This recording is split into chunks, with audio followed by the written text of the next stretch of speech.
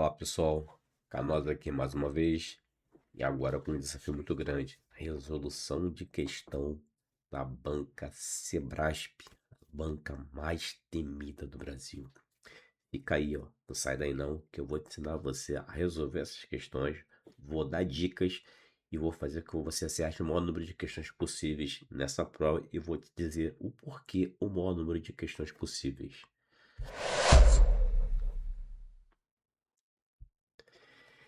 Vem aqui uma provinha da Sebrasp aí, com questões misturadas, né? De uma prova da CESAL de 2021, junto com a prova da Prefeitura de Cachoeira de Itapemirim, que foi feita ano passado também. E vamos lá para a primeira questão. Primeira coisa dessa prova, porque eu disse para vocês não gabaritarem. Porque a primeira coisa dessa prova, a questão que você não sabe, você não responde. Você só responde certo ou errado para aquela que você tiver certeza. Mas, professor, por que aquela que eu tiver certeza? Simples. Aqui você não tiver certeza se é certo ou errado, e você errar, anula uma questão sua correta. Ah, entendi. Então, se eu não souber, eu não marco. Não marca, porque aí você não perde ponto. Ah, peguei a visão. Pegou a visão? Então, assim, só vai assinalar aquela que você tiver certeza. Se está certo ou está errado. O que você não tiver, você não marca, porque você não perde ponto. Tendo em vista, se você errar uma, anula uma certa sua. Pegou a visão? Por isso que eu falei para vocês que ensinar vocês a conseguir o maior número de pontos possíveis. Vem cá para a questão número 1 comigo, ó. A orografia escritora é um exame radiográfico mais comum no sistema urinário. A rotina básica para esse exame inclui uma imagem para a visualização dos néfrons, nefrograma. Então, ele falou que tem uma imagem, né, dos néfrons, que a gente chama de nefrograma. Uma imagem com 5 minutos, 15 e 20 minutos após a aplicação do contraste. E radiografia pós-micção. E sua pergunta, certo ou errado? Vocês vão dar um pause no vídeo e vão colocar certo ou errado aí. Essa resposta está correta, está certo isso. É um C de certo. Por que está certo, Alessandro? Porque na orografia de escritora, um exame contrastado das vias urinárias, né, em que você estuda os rins, ureteres, né, e bexiga, você faz uma radiografia, que chama de radiografia piloto, né? Essa radiografia tem a finalidade, né, de visualizar posicionamento, preparo do paciente e técnica radiográficas que vamos utilizar a partir dali. Visto isso, entregou para o médico visualizou, deu ok, vamos iniciar o exame. O exame começa com uma injeção de contraste 1 minuto após o início da injeção de contraste. O êmbolo começou a descer, já começa a contar 1 minuto a partir dali. Essa radiografia após 1 minuto é chamada de nefrograma. Ele não colocou após 1 minuto, mas chamou de nefrograma. Depois nós fazemos radiografias com 5 minutos, né? Com compressão ureteral ou não, né? Finalidade da compressão ureteral é manter os sistemas pielo-caliciais cheios. Alessandro, como eu faço isso? Você vai insuflar uma bolsa de compressão na altura do promontório do sacro, segundo Biasoli, né? E vai insuflar ali. Mas, Alessandro, existe alguma restrição? Sim, jovem mancebo, claro que existe. Se o paciente tiver cálculo ureteral, se tiver um aneurisma de aorta abdominal, massas abdominais, cirurgia abdominal recente, é proibido de se fazer a compressão ureteral. Existe outra maneira, então, Alessandro, de que possamos utilizar que dê o mesmo resultado do que uma compressão, ou seja, manter o sistema caliciais, ver como é que estão enchendo? Sim, uma posição de Trendelenburg de 15 graus vai dar o mesmo efeito, caso o paciente, né, tenha restrição, ou seja, proibido fazer a compressão ureteral. Pegou a visão? Vamos para outra questão aí, ó. Questão número 2, ó. A coluna vertebral de um adulto, olha o que ele especifica, tá? Coluna vertebral de um adulto de um adulto normal apresenta 24 vértebras, 7 cervicais, 10 torácicas e 5 lombares, um sacro e um cóccix. Verdadeiro ou falso? E aí, pessoal, o segmento, né, da coluna vertebral, a gente sabe que é cervical, né, dorsal ou torácica, lombar, sacro, cóccix, tá? 7 cervicais? Corretos. 10 torácicas? Não, são 12 torácicas. Então, essa questão está errada. Alessandra, é muito fácil fazer essa prova. Sim, desde que você tenha certeza do que você está colocando ali. Ela torna-se muito fácil. 3. A cifose, que acomete principalmente a coluna torácica. Tu vai lá, coluna torácica. Então, tu vai lá selecionar lá, ó, torácicazinha. Corresponde a um desvio, né, da coluna no qual os ombros, pescoço e cabeça são projetados para frente, provocando o que popularmente chamamos de corcunda.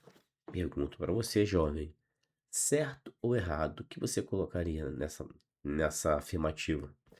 Essa resposta está correta, corretíssima, verdade.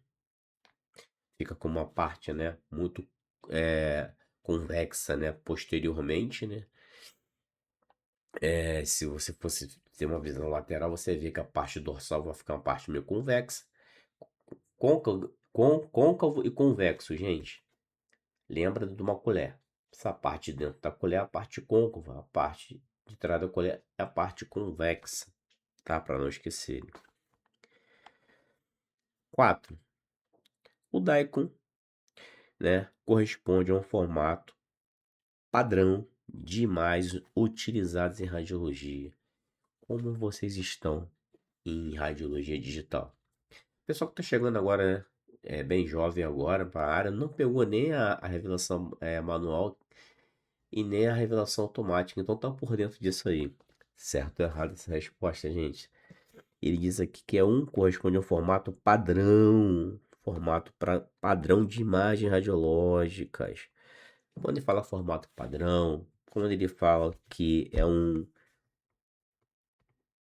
protocolo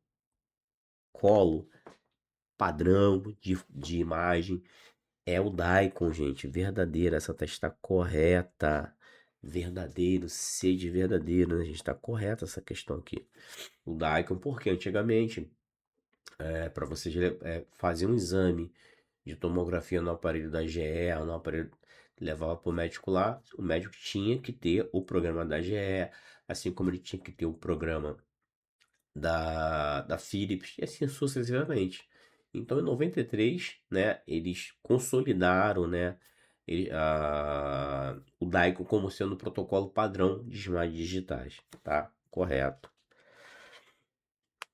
5. Os voxels são elementos bidimensionais que possuem. Os voxels, eles possuem altura? Sim. Possuem largura? Correto. Possuem profundidade? Correto. O que vocês marcariam, verdadeiro ou falso? Leem toda a pergunta, tá? Os voxels são elementos bidimensionais que possuem altura, largura e profundidade? Uma pegadinha para vocês. Realmente, ele possui altura, largura e profundidade? Sim, mas eles não são bidimensionais, são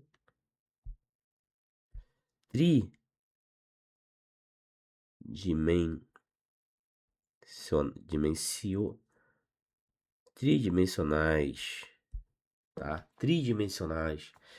Bidimensional são os pixels, tá? Então essa daqui está errada. Questão número 4, tá? Os exames de abdômen AP, utilizando equipamento de raio-x digital, compreende a seguinte sequência de etapas de atendimento, né? Ou seja, acompanhar o paciente até a sala de exames, inserir IP identificador, chassi digital cassete, posicionar o paciente, executar o protocolo e revelar na processadora automática de filmes, se necessário, fazer todo o processo. Verdadeiro ou falso? Mais uma pergunta que está envolvendo, né, radiologia digital, essa banca a banca da Sebrasp, né? É uma banca que, assim, como são muitas questões, sempre vai cair uma questão de cada assunto. Sempre, sempre, sempre, tá? Você pode pegar aí o Bontrager, todos os 20 capítulos do Bontrager, eu acredito que caia quase tudo. Mas digital, gente, quase todos os concursos atualmente está caindo digital. Então você tem que, assim, dar um reforço muito bem para a radiologia digital, tá? Aí ele vem e fala assim, ó. Vocês vão dar pausa e vão colocar certo ou errado aí, tá? Vamos analisar a afirmativa, tá? O exame radiológico de abdômen, ele fala que é um abdômen, né? Utilizando um equipamento de raio-x digital. Aí ele fala que é um CR, ele explica. Porque o digital, quando você faz radiologia digital, você pensa, tem que pensar assim. Ela pode se dividir em radiologia computadorizada ou digital, direta, tá? As duas modalidades. A diferença é que a digital direta, você fez uma imagem, ela aparece na tela do computador, e a computadorizada, você faz uma imagem, né? Ali dentro daquele cassete ali, né? Você tem uma lâmina de imagem ou plate em que vai formar uma imagem chamada de imagem latente. Tome cuidado, tá? O CR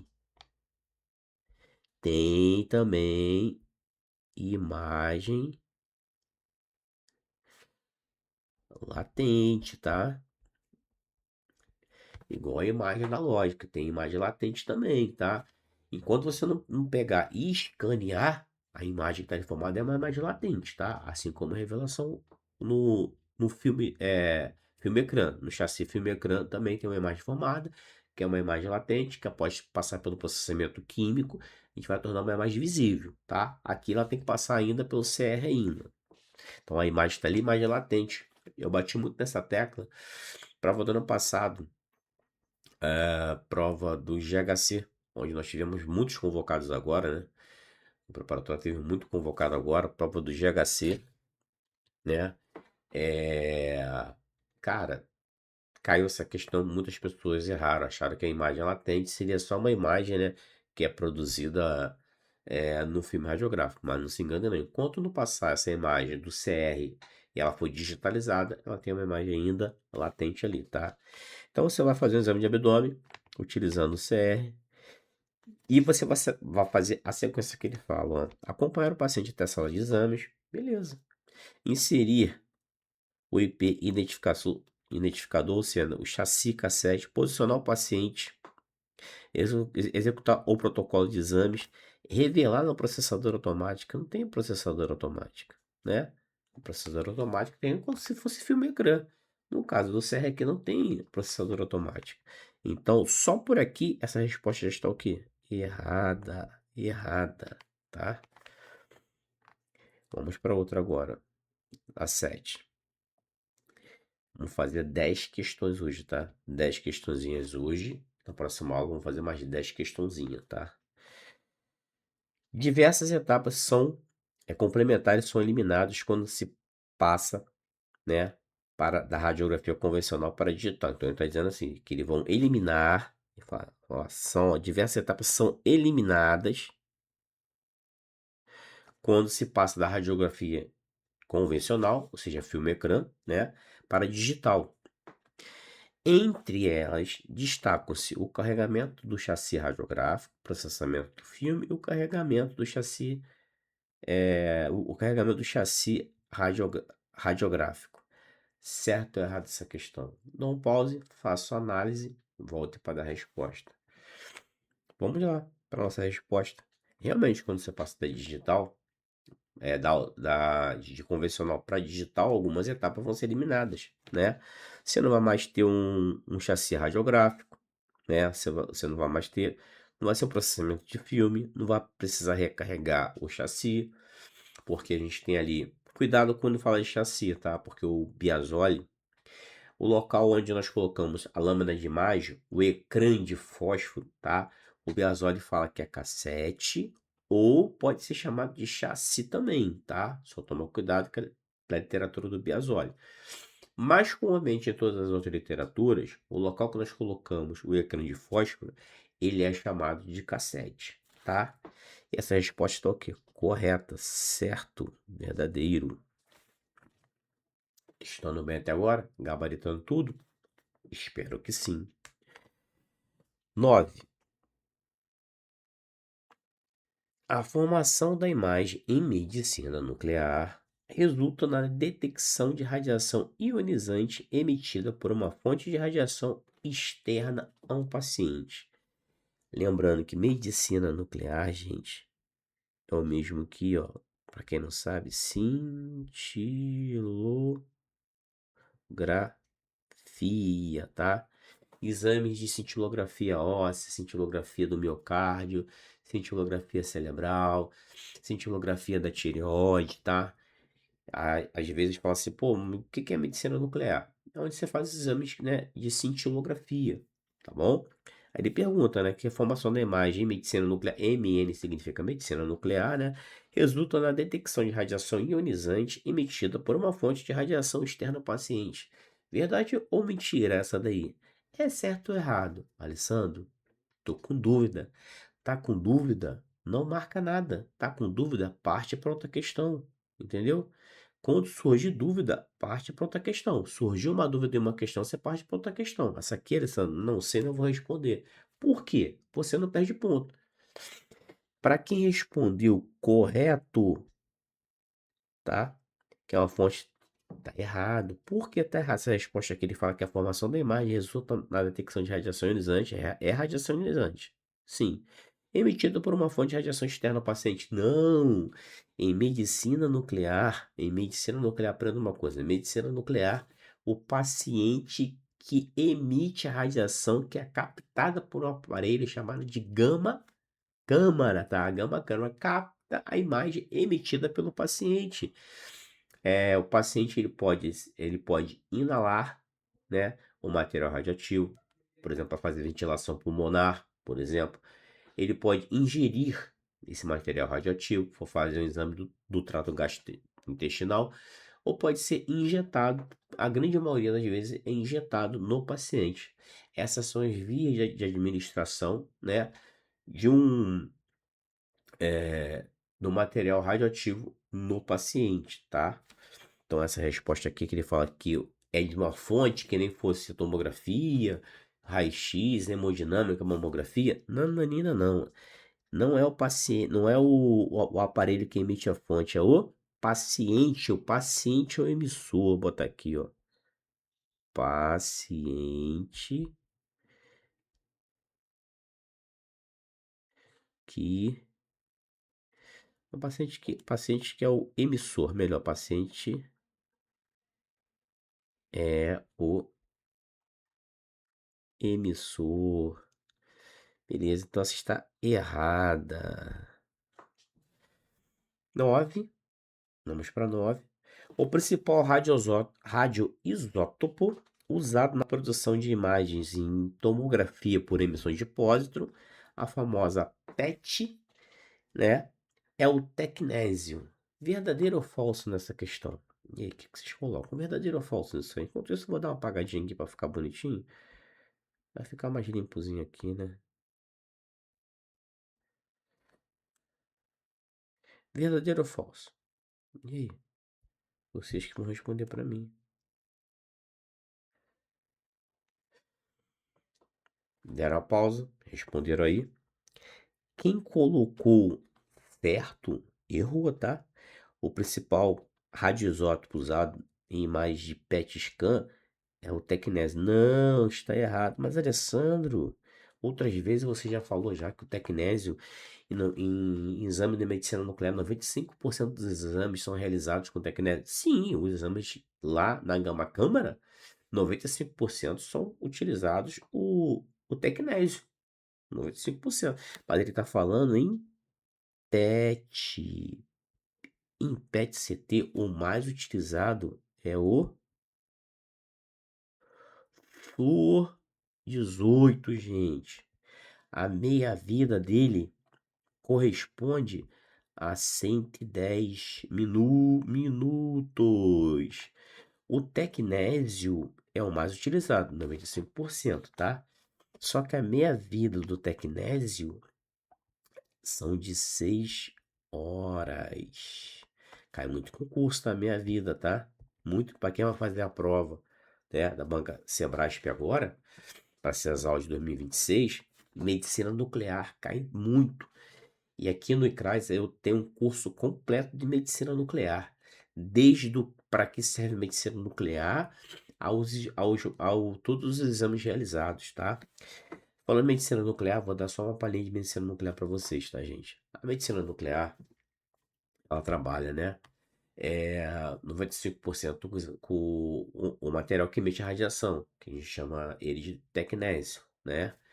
Ele vem do decaimento do molibdênio 99. Então, o pai dele é quem? O molibdênio 99 decai em tecnésio. Também conhecido como pertequenetato de sódio, tá? Pode ser chamado tecnésio ou pertequenetato de sódio. Ele é muito utilizado puro, sem misturar nada. É uma palavra muito feia, tá? Mas só para você vai entender o contexto. Para exame de tireoide, vai acumular ele. O fígado, o estômago, vai acumular. Quando eu quero fazer um outro exame, professor? Quando você quiser fazer um outro exame, você tem que pegar esse material que emite a radiação, né? Juntar esse material com um material farmacêutico, né? Que tem afinidade com o órgão para levar essa fonte emissora lá para aquele órgãozinho e de lá possa emitir a radiação para ser captada para a gama-câmara, tá? Quando eu tenho o material que emite a radiação, eu tenho o radioisótopo, né? Ou no radionuclídeo. E junto ele com o material farmacêutico que vai até o órgão, por exemplo, rim, eu boto tecnésio com DTPA, dietileno triamido pentacético, tá? É um palavrão, então a gente pega só as primeiras letras. Então, quando tiver no corpo, o cérebro vai entender, opa, tem DTPA que tem afinidade com rins. Lembra da ressonância magnética em que tá lá, ó, quando a gente faz exame, aí tá lá o gadolino DTPA?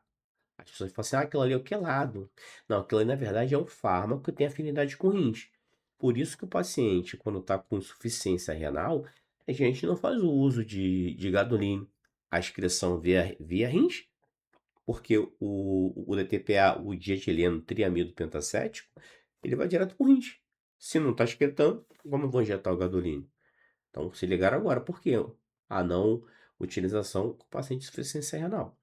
Então, o que acontece? Voltando para a medicina nuclear, o, quando tem o material que emite radiação junto com o material, né, farmacêutico, eu tenho o famoso radiofármaco, tá? Aí eu tenho o radiofármaco, material que emite radiação, radionuclídeo, radioisótopo, mais o material, né, que vai levar até o material radioativo até aquele órgão para possa emitir radiação de lá.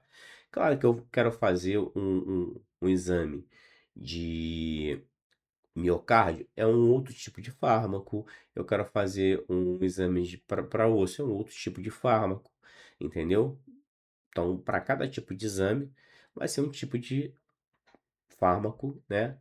A gente não fala misturado, né? A gente de manhã, quando chega para fazer, vê a agenda, a gente vê o que que tem lá. Ah, pô, tem renal, tem óssea, tem miocárdio, tem tireoide. Calma aí, então vou fazer a marcação. Você pega um radioisótopo, né? E juntar com o fármaco, eu estou fazendo a marcação, tá? Aí na linguagem da medicina nuclear é a marcação. Estou marcando, né, com o material farmacêutico, tá? Só para você dar uma palhinha disso aí. Até disse, nós temos uma aula completa, gente, mas uma aula completa mesmo, tá? Lá no curso. Siga a gente também nas redes sociais aí. Vai lá no YouTube, segue a gente lá, dá um joinha lá, compartilha, faz perguntas, que a gente vamos responder, tá bom? Pode vir com a gente aí. Acompanhe a gente no Instagram lá. Vocês vão ver lá quanto a gente tem de aprovação, ó. Um monte de gente, ó. Tá assim de aprovação lá, ó. Então, vê lá. Após essa palhinha, né? Vamos para nossa última questão. Na PET, ocorre a aniquilação de pares e os pósitrons emitidos pelo radioisótopo se unem com elétrons, dando origem a um par de fótons na mesma direção, porém em sentidos opostos. Verdadeiro ou falso para essa questão? Puramente e completamente verdadeira, tá certo? Então, gente, hoje dei uma palhinha para vocês aí, né, de como se fazer, né, de resolução de questões da banca Sebrasp, antiga CESP-NB, certo ou errado, tá? Voltarei aqui para completar essa apostila, que são 40 questões, vou corrigir as 40 com vocês, tá? Depois podem me pedir, pode chegar e me pedir o material, tá? Ou também podem chegar também e ir lá no no direct lá no nosso Instagram. Vai lá, acompanha a gente lá, manda um oi lá, fala sobre o material da aula de hoje, fala que você assistiu, dá um joinha lá, tá? Dá um ok lá, vou enviar o material para você, essa apostila aqui com essas questões, tá bom? Um abraço para todos aí, até a próxima aula aí. Estudar modifica a nossa vida, tá bom? Um abraço a todos.